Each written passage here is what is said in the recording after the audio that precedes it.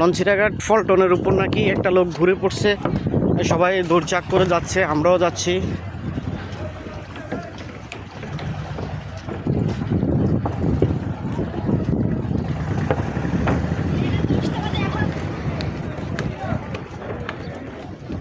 কি কে এই সবাই কে ঘুরে উঠছে কে?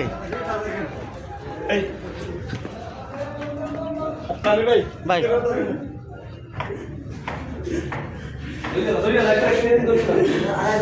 পুরুষ না? রাজিউন